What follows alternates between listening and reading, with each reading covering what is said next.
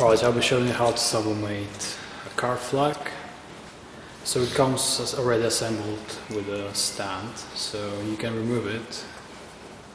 There is a small notch there, and you should be able to slide the flag off the stick.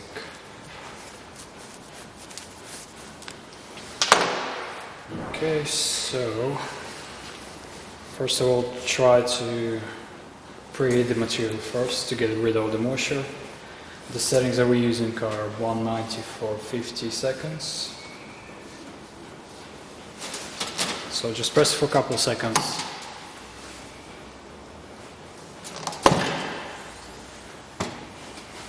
Then you can take your image, make sure that you mirror it.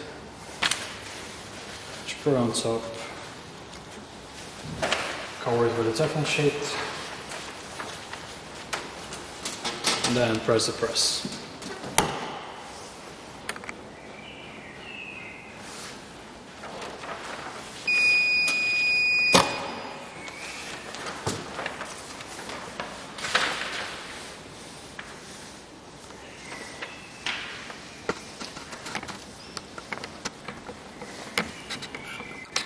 So that's it. You can also preheat it again to just get rid of the wrinkles here.